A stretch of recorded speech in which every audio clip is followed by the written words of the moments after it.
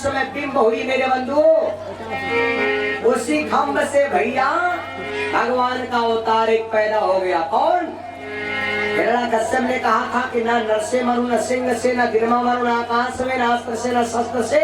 तो वह रूप क्या भगवान का अवतार लेना पड़ा।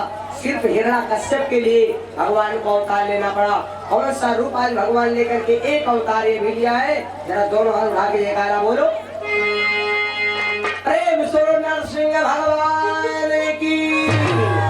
एक अवतार भगवान का हो गया, ये अवतार रहा नरसिंह भगवान का। नाम नरसिंह भगवान जैसे भगवान का अवतार हो गया। हिरण्यकश्यप ने देखा, भयभीत हो गया, डर गया, भागने लगा महल के अंदर।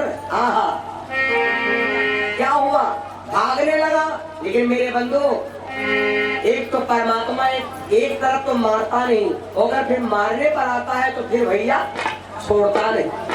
मारेगा नहीं तो मारेगा नहीं, मारेगा तो फिर मारेगा। मेरे बंधु, आज बड़ा विलक्षण विचित्र बात। हिरण्यकश्यप भागा भागा फिर रहा, भगवान पकड़ नहीं रहे। क्यों?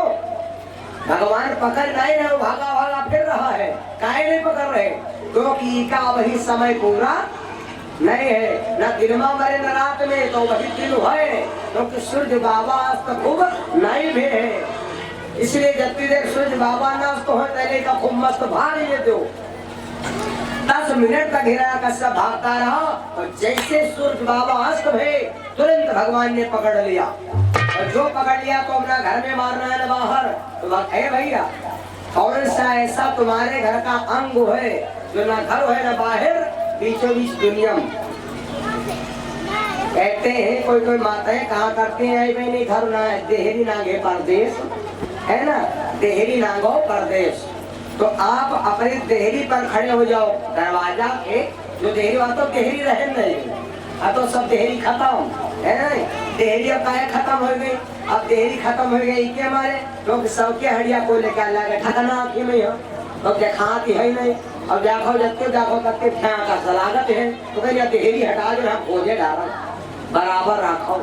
और चप्पल बदल के उलट टप्पू जूता वाले डंडा वाले तो कट्टू चले वाले हैं, तो वही डंडा का जूता वो चले देहरी खत्म। जौने में घर के मेन दरवाजे पर देहरी होना बहुत जरूरी है। अब देहरी नहीं है तो कहाँ पहले दादा लोग देहरी आखिर में ढाई हाथ चौड़ी देहरी, हम कहे देहरी पर चाहे तू नहीं बैठ रहा यार अपनी बढ़िया देहरी होता है। बरायत गुरुजी सैजानपुर के गई रहन कि बरायत पठे सबई मेहरी बैठी गई आंगन दुई देहरी। बताओ दो तीन जनी देहरी पर बैठी, बारात गई ऊंची सड़क नीची बगिया रे तो लोग भागे जाए। तो देहरी ना हो तो कहाँ होते? देहरी पर भगवान ने पकड़ लिया हिरण्यकश्यप को। इस समय न बाहर है न अंदर है, बीचों बीच दुनिया। अब सोचा नास्त्र से शस्त्र थे तो भगवान के बड़े बड़े नाखून है, क्योंकि ऊपर सिंह है और नीचे नर है। न दिन है न रात, सूर्य बाबास्त है, ब्रह्म मुहूर्ति का समय है। अब ना ऊपर मार रहा है नीचे, तो भगवान ने अपनी जंघा पर धर दिया भैया। और बीच सदीनों पार रे सब देवता जय जयकारी।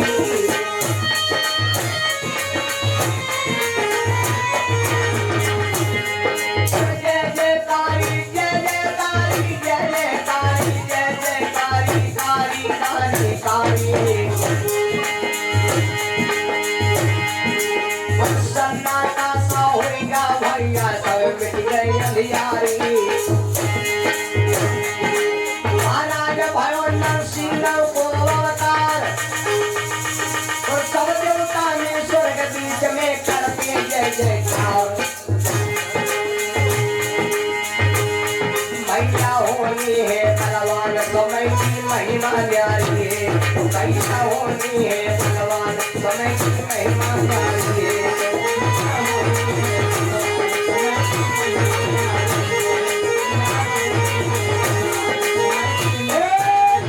एकदम भगवान ने जैसे हिरण्यकश्यप का वध कर दिया स्वर्ग से, बरसई सुमन सुमन नभ बरसे। आकाश मार्ग से फूल की वर्षा होने लगी। और नरसिंह भगवान का क्रोध इतना भयंकर है कि कोई देवव्रत सामने नहीं आने वाला। देवताओं ने प्रहलाद से कहा, भैया तुमने इतनी भयंकर रिपोर्ट लिखाया था, 100 नंबर नहीं बुलाया, सीधे डीएम को बुला लियो तुम। अब इन डीएम के सामने जाओ और इनका क्रोध तुम्हें शांत करो। जब घर में पापा मम्मी से लड़ाई हो जाए तो ये हमारे जो बच्चे होते हैं, ये झगड़ा शांत बच्चे ही करते हैं। जो घर में बच्चे सयाने होते हैं तो घर से लड़ाई बाहर भागा करते हैं। और जब लड़का हो जाते हैं, आप बराबर वसूल का समझो, आप बराबर, फिर बिल्कुल लड़ाई नहीं है। और फिर मम्मी तुम्हारे ऊपर नाना पाटकर वाली बात करे, तब का ना छोटे पर मारत रहो, कहीं जब लंबे से तो तुम्हें सुधारियो दे ना, है ना।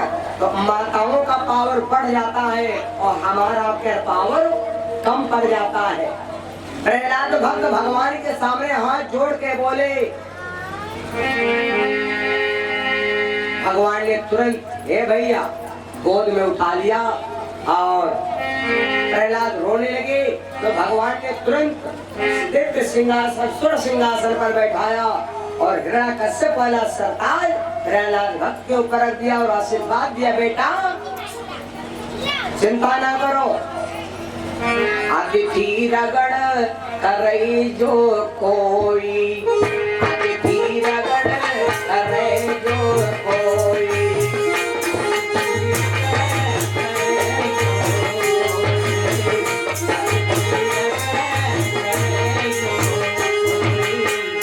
अतिथि रगड़ कर रहे जो कोई, अनल प्रगट चंदन से होई,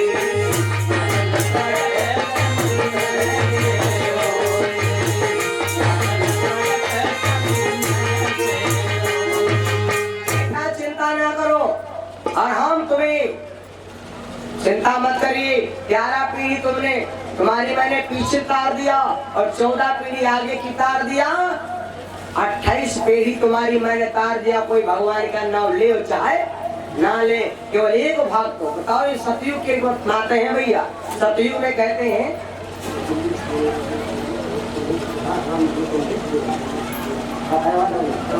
ए भैया, तो भगवान ने कहा हम तुम्हारी 28 पीढ़ी तार दिए और 28। अब कलयुग में भैया अब तो एक अगर भगवान का भक्त होता था तो 28 पीढ़ी तर जाती है।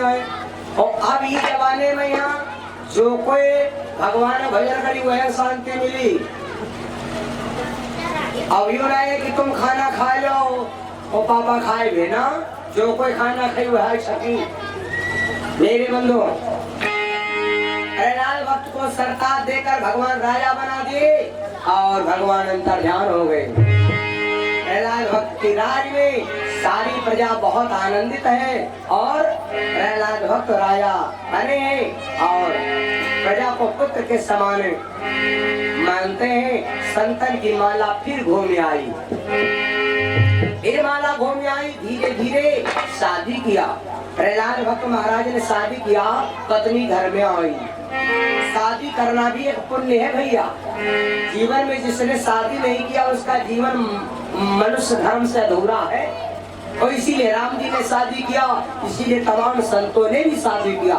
शादी करना कहे, शादी करो, लड़का बच्चा हो जाए, पढ़ाओ लिखाओ, 50-60 साल का खूब लड़ाई झगड़ा मारपीट लगना करो, कोई बारी करो, जब सब कुछ कहे हो तब बाबा हो जाओ आराम।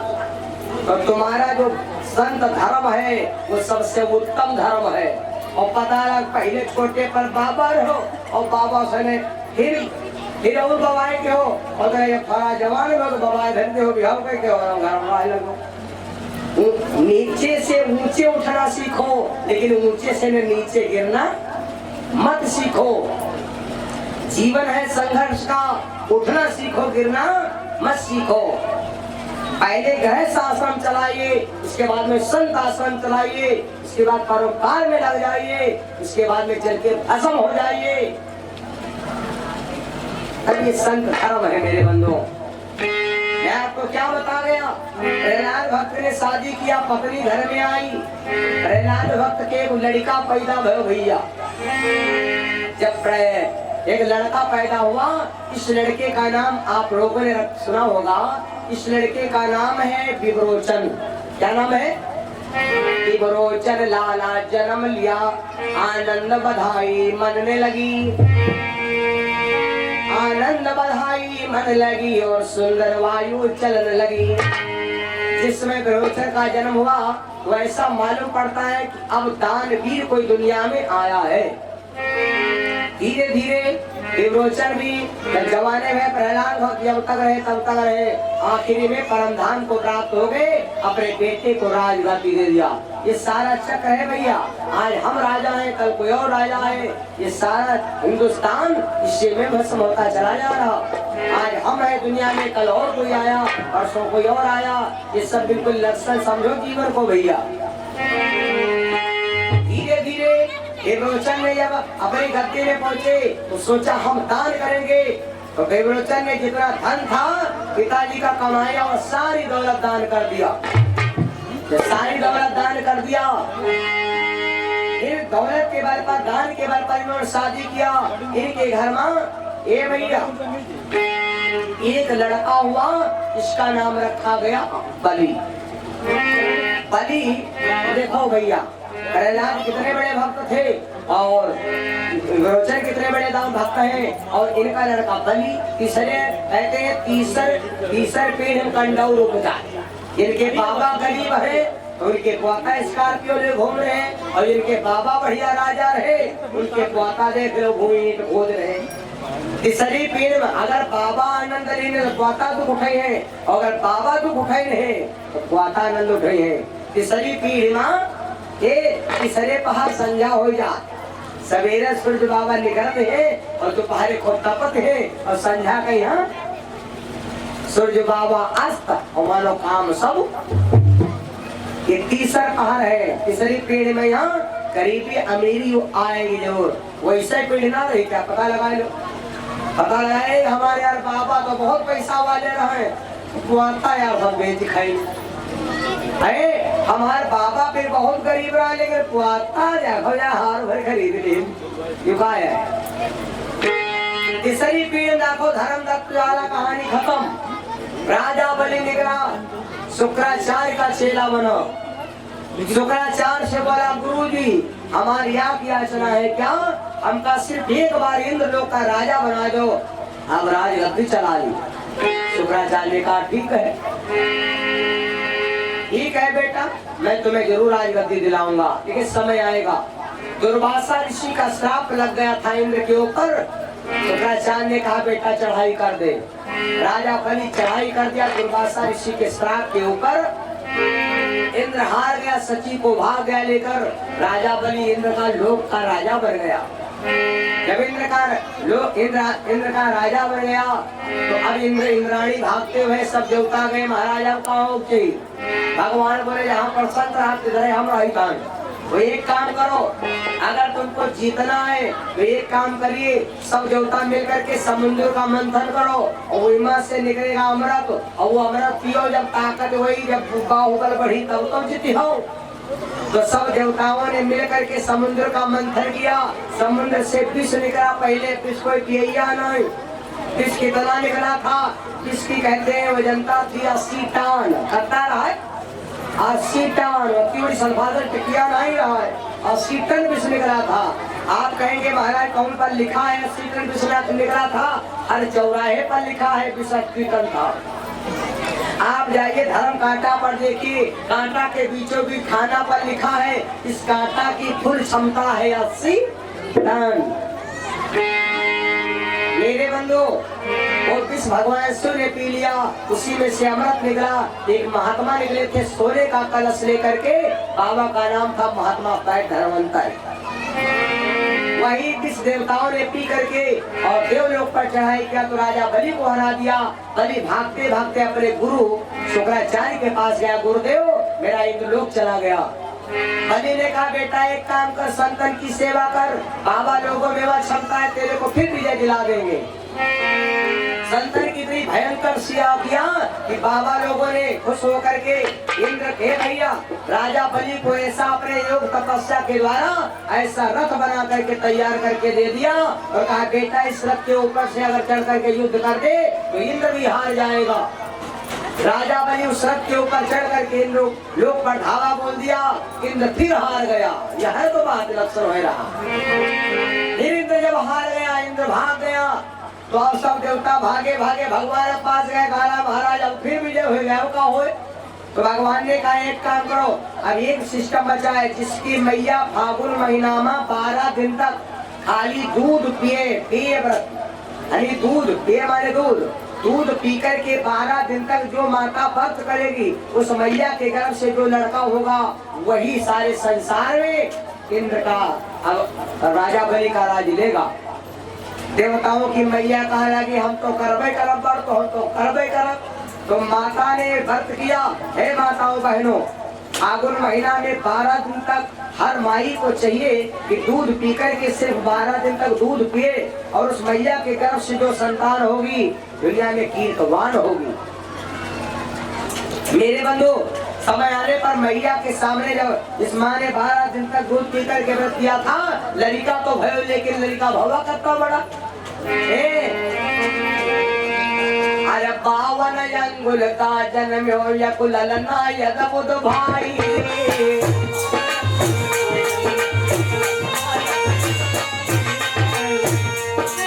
52 अंगुल का जन्म हो यकुल ललना यदबुद भाई। रूप देख के आजवती माँ बहुत गई घबराई रे।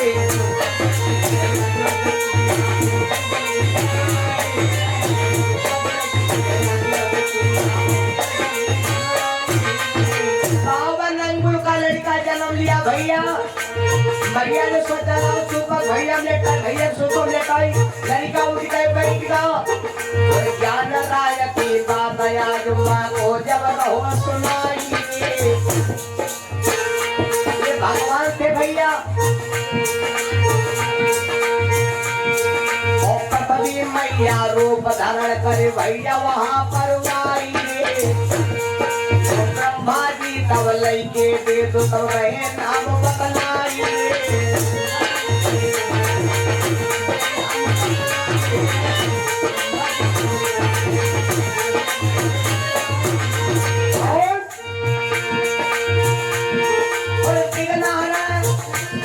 गणपति जी आए रहे पूजा करवाई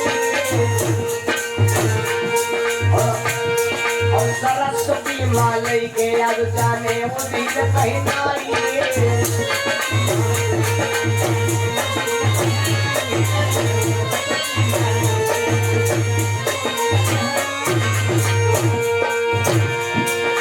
हनुमान जी पलकै दिन सुनियो ध्यान लगाई और बृहस्पति मुनिया करके रुद्रा जुबीन पहनाई।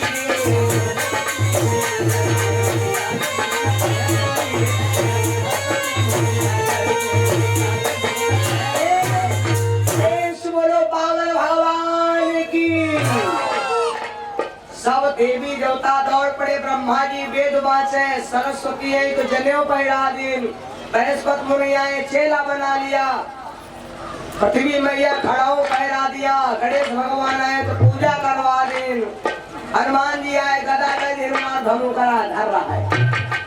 सबने अपनी अपनी शक्ति दे दिया। बहुना मम्मी बैठी बातें ना हो रहा। बृहस्पति मुनि से बोले बावन भगवान गुरुजी क्या चाहिए? तुम विद्या पढ़े हो, अगर गुरु को तुमने अपने गुरु दीक्षा नहीं दिया है तो तुम्हारी विद्या बेकार है। गुरु को तुमने गुरु दीक्षा नहीं दिया है। पैदा नंबर 20 जो पढ़ ले लेकिन ना दे फीस। पैदा नंबर 19 जो कर पटल लेकर है खीस। पैदा नंबर 18 जो कर बजावे नकारा। पैदा नंबर 17 जो उल्टा बाटे पत्थरा। पैदा नंबर 16 जो कोई तो सरे झगड़ा बोलना है ना।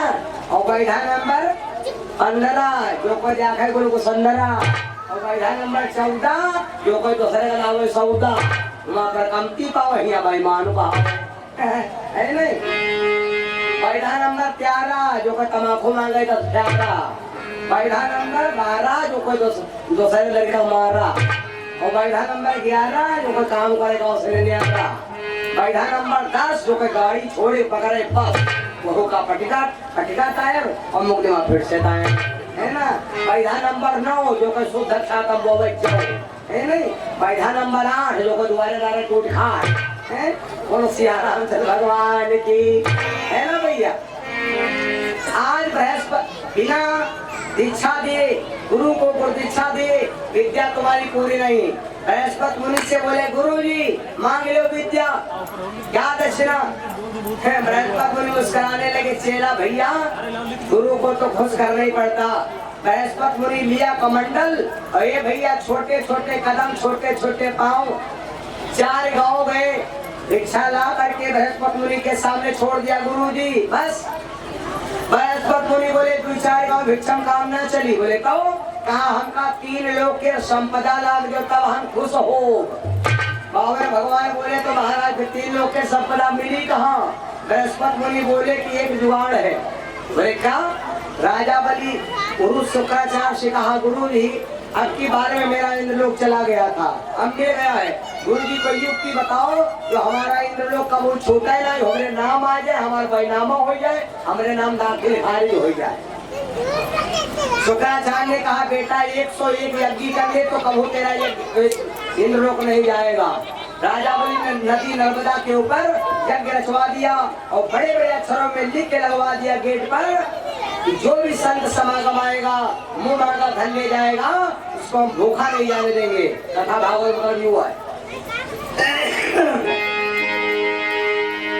बृहस्पति मुनि ने बताया कि वो राजा इस समय पलटेगा नहीं, वो धन बराबर देगा जितना मांगोगे। पावन भगवान चल पड़े भैया देखो। अरे पली का छलन अरे चले हैं त्रिलोकी बलि का छलन, चले हैं त्रिलोकी बलि का छलन।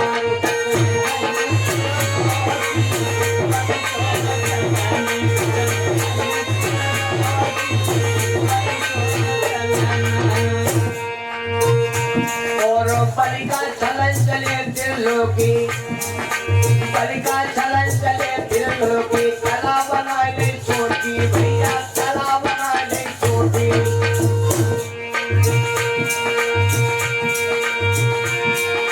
हाथ का मंडल मस्तक चंदन और बगला में दावे यार भागवती पोती बलि का छलन चले त्रिलोकी बलि का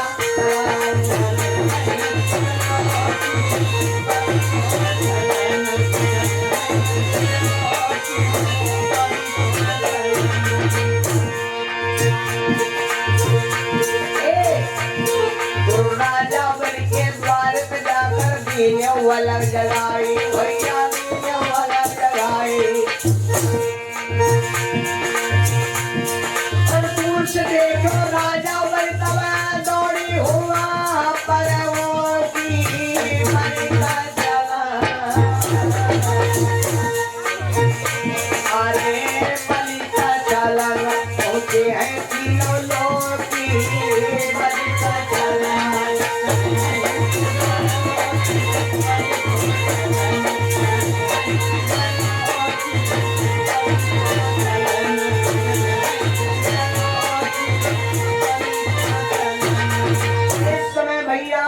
भगवान बावन रूप में पहुंचे हैं और राजा बलि भगवान का स्वरूप देख करके रोक रहे सारे। आहा ये तनुसरा ब्राह्मण आ रहा है ब्राह्मण। अगर ब्राह्मण ना होता तो गले में जनेऊ ना पड़ा होता। हाँ अगर गुरु ना किया होता तो गले में तुलसी की हीरा ना पड़ी होती। अगर पढ़ा लिखा ना होता तो बगल में यहाँ पोथी यो। अब राजा बलि चक्कर में परिगा लड़का पेट हुए भरे क्या। और बताओ सारे संस्कार हैं, बहुत अच्छा लड़का नान लड़का है। नान लड़का कहा तुम झबला पहरा दो पैंट पहरा दो ना निकलागी। और नाने लड़का कहिया तुम बुढ़वा वाली धोती पहरा दो, कहूँ धोती पहरा दो वाली लंगोटी का हो नहीं सही है पहरा दो तो यूँ मानते थे नाना के नाना आ जाते हैं है ना बने नीक लागत है नाना के नाना नीक लागत छोट लड़का है ना रेडीमेड धोती पहना के रखो अपना नीक लागत यूँ मानते थे कि कहूँ बहन जा रहे हैं बिल्कुल यूँ मतलब बहन बिल्कुल जा रहे हैं है ना बहन बिल्कुल जा रहे हैं और बहन उठे है ना पावन भगवान के खड़ाऊ चटपट हो रहे राजा बलि उतर के 10 कदम पैकरमा किया और बोला आइए आइए महादेव जी बंदगी बंदगी साहेब बंदगी पावन भगवान बोले राजा बंदगी का आपका नाम तो 3 लोक छावा है भाई और हमने सोचा जब इतना बढ़िया राजा है तो चलो ऐसे राजा के तो दर्शन करने का जी चाहता है। राजा बलि बहुत आनंद के आइए आइए महाराज हवेली देखिए महाराज आइए बैठिए। पावन भगवान ने विचार किया अच्छा आइए महाराज और सब ठीक ओके भैया तो मेरे द्वारे पर कोई बाबा आवे और कोई साधु आए थे यहाँ और तुम्हारे पप्पा का नाम तुम्हारे बाबा का नाम तुम्हारे आजी का नाम तुम्हारे परबाबा का नाम अगर बतावे लगे तो तुम्हारे दिमाग का बहुत श्रद्धा बन जाएगी का मतलब हमारा बहुत पुरान जन्मान हुआ है। पावन भगवान बोले भाई वाह जैसे परिवार तैसे काम तुम्हारे परबाबा है क्या कहना अरे खम्भत भगवान पैदा कह दे राजा बलि बोला का मतलब भाई भैया छोटा लेकिन दिनार बहुत हुए है छोटा लेकिन दिनार बहुत हुए लेकिन उम्र बहुत है जो हमारे परबाबा के जान हिरणा कश्यप अरे क्या कहना तुम्हारे बाबा एक भय थे गौरवचारे सारी दौलत लुटा दिया अल्लाह जब जब कामर होगा ये पानी धर्म हुआ है। राजा बलि बड़ा का मतलब जानत हमारे सब पूरे वंश का है आओ महाराज अंदर बैठा हुआ है बाहर वो करे अरे जब तुम पुराने जजमान हो बावन भगवान कहने लगे भाई कहा पूछे उनके लड़का तुम इतना बड़ा यज्ञ रचा रहे हो आपको धन्यवाद आपके परिवार को धन्यवाद और हम तुम्हें घर का अन्न खाएगा हम धन्यवाद अपनों का हम धन्यवाद। राजा बलि